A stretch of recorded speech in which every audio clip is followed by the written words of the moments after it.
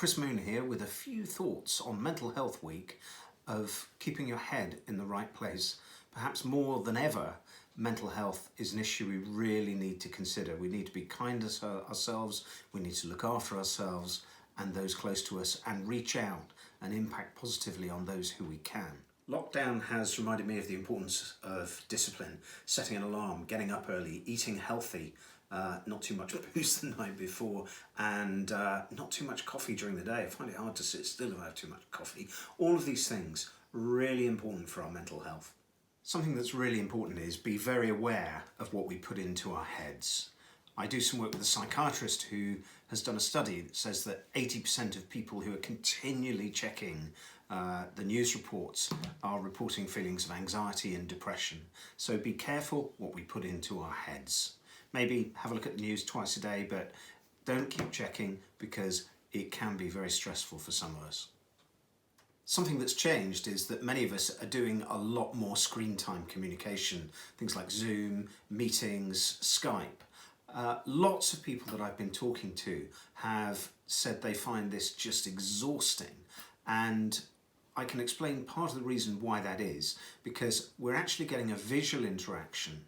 So our brains are telling us that we're interacting with someone on a personal level, but at the same time our bodies aren't registering that. So within us it creates dissonance and a little bit of confusion. So that's why sometimes the screen time does feel really exhausting. And of course, it's very difficult to get across any emotional interaction over the screen.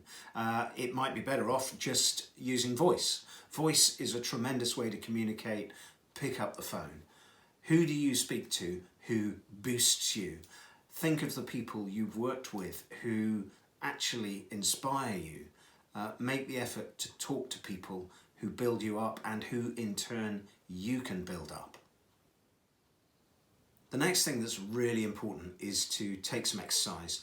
I understand, I'm a keen runner, it is not for everyone, but when we do exercise we get vitamin D outside from the sun, it boosts our immune system, it gives us a sense of well-being, produces serotonin and the chemicals in our bodies that give us a sense of well-being. So get out.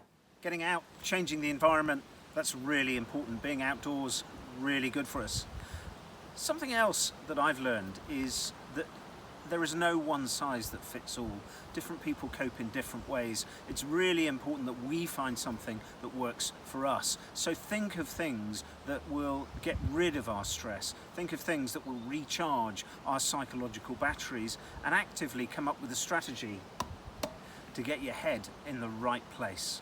With a psychologist who studied coping mechanisms. And one thing I learned is that it's entirely different for different people.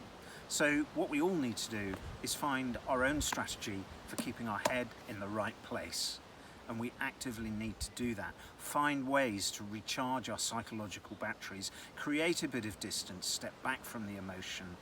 Asking for help is a sign of strength, not a sign of weakness. Have a buddy-buddy system. Make the effort to reach out to people and to share and think about creating a support network. There is some pressure, I think, to say, well, we should all be having a social networking profile. This is a great opportunity to learn new things. Yeah, sure, for some of us it is.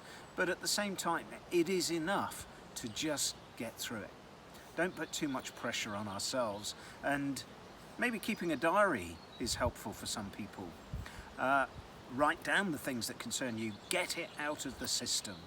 It can be very cathartic for some people, but also write down at the end of every day 3 things you have to be thankful for, 3 things that are positive about the day. Get a passion, find something that really interests you and do it every day. I'm a keen gardener, this is my polytunnel. 129 quid, I'll show you the stuff that's growing. This is all the stuff I'm growing. Strawberries, tomatoes, marigolds to keep the whitefly off the tomatoes, and obviously I'm not showing you all the stuff that's died behind me. Englishman, an Irishman and a Welshman who went into a pub. Ah, those were the days. But before long, they will be back again. In the meantime, the great thing is to keep on keeping on and keep your head in the right place. Good luck with that.